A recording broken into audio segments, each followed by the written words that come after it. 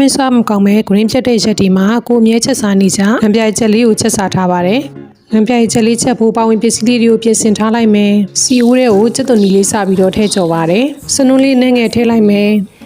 စက်သွန်ပြူထောင်လေးလည်းထည့်ပါတယ်ရှင်စက်သွန်နီလေးတွေရောင်ပြောင်းလာပြီဆိုရင်တော့ရုပ်သီးခွဲချမ်းလေးကိုထည့်လိုက်ပါတယ်အစွန်ကြော်လေးတချို့တစ်ဝက်ကိုထောင်းထည့်လိုက်မယ်တချို့တစ်ဝက်ကိုတော့အကောင်လိုက်လေးတွေပဲထည့်လိုက်ပါတယ်မုံလေးနဲ့ငယ်ထည့်မယ်ငပြိုင်လေးလည်းထည့်လိုက်ပါတယ်အဲ့ဒီနောက်မှာတော့ရေလေးနဲ့ငယ်ထည့်ပြီးတော့စက်သွန်နီလေးတွေနူးနဲ့သွားတဲ့အထိအပုံးလေးအုပ်ပြီးတည့်ထားလိုက်ပါမယ်စီလေးပြန်လာရင်တော့ကိုရမ်းကြိုက်တဲ့ငပြိုင်ချက်လေးကချက်ပါပြီရှင်ဒီငပြိုင်ချက်လေးကလေတစ်ခါချက်ထားပြီးဆိုလို့ရှိရင်တော့တပတ်စရဲ့အထားခံပါတယ်ကိုကတော့ထမင်းစားတိုင်းထည့်စားနေလို့ချက်ထားပြီးတော့တပတ်စရဲ့မခံပါဘူးရှင်ငပြိုင်ချက်လေးနဲ့တွဲစားဖို့မုံညွှဲရဲ့ကြော်ပူလေးလည်းကြော်လိုက်တယ်ကလေးပဲလုံးနဲ့အာလူလေးကိုလည်းမဆလာနဲ့မှုမွေးလေးနဲ့ချက်လိုက်ပါတယ်ငပြိုင်ကြော်ကလေအသားဟင်းအနေနဲ့မလိုက်ပဲအသားကြော်လေးနဲ့ပဲပို့လိုက်တာမလို့ငဖဲကြော်လေးလည်းကြော်ထားလိုက်ပါတယ်တခြားပါဟင်းမပိုင်ရင်နောက်မှငပြိုင်ကြော်လေးနဲ့